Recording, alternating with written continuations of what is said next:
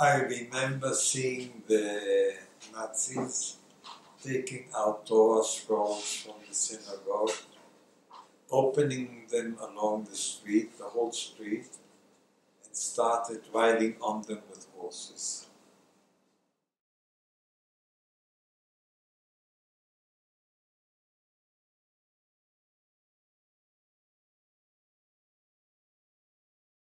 Bis zur Kristallnacht, sagen wir, war das ziemlich, es war schwer, aber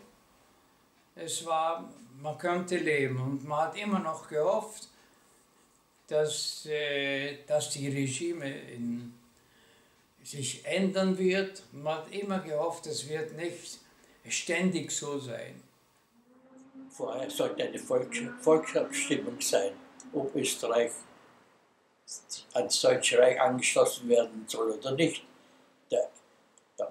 Schuschnigg hat das noch vorbereitet, die Volksabstimmung, aber Hitler ist ihm zuvorgekommen, er hat Angst gehabt, die Österreicher werden vielleicht doch nicht zustimmen.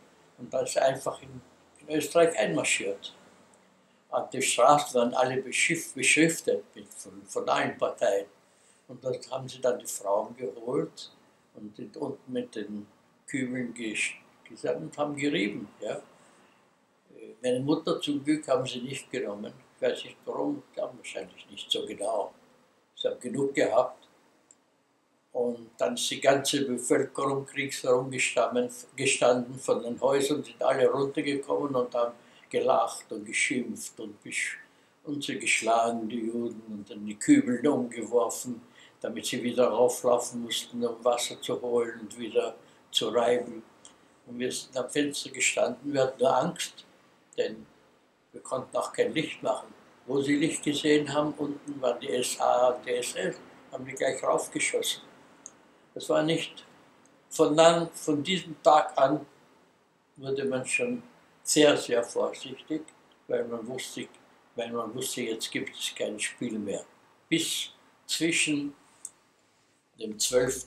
März und dem 9. November hat man noch so gedacht, obwohl es auch nicht sehr schön war. Aber nach dem 9. März, nach dem 9. November, da war es ganz klar, dass man nicht mehr bleiben kann und dass auch die Bevölkerung sehr schon total antisemitisch orientiert wurde.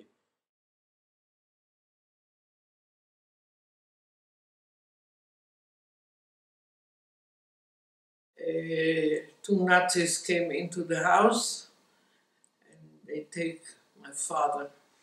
They say they take him only for 1 day. But he was sent into Dachau and he was there for 3 months. And we got a certificate from Israel to come there. He was the last one that was let out of Dachau because he had the papers to go into Israel. He came home at 4 o'clock in the afternoon. 6 years, I remember him, looking skinny, no hair on his head. He looked terrible. And my mother said, since he's back, that in the morning we're going to leave because she was scared we should stay, he would be taken again.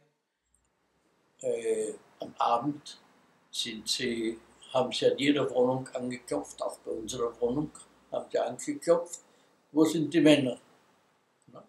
Mein Schwager und mein Vater und ich haben uns dann dort gestellt. Dann haben sie zu meinem Schwager gesagt, komm mit uns. Dann zu meinem Vater, komm mit uns. Mein Vater wollte ihnen noch zeigen, ich war Frontkämpfer, interessiert mich nicht. Und dann schaut er mich an und sagt, er ist zu jung, bleibt zu Hause. Ich habe so wie damals, so heute sagten sie 70, damals war ich 18, wahrscheinlich 15 ausgesehen. Und das war mein Glück, hat er gesagt, bleib zu Hause. There was a knock at the door. And my father tried to escape through, and there was a different entrance to this, to the apartment of my grandmother. But they caught him. And my father didn't look Jewish. He had blue eyes, and he was blonde. And anyhow, they caught him. And they told him, "You are not Jewish." And he said, "Yes, I am." And so they took him, and they took my brother, who was 16.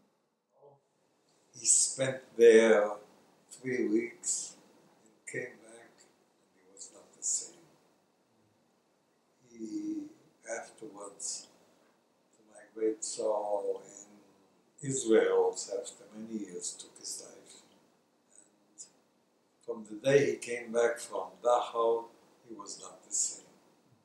He didn't marry, he had no interests, and that's what I remember.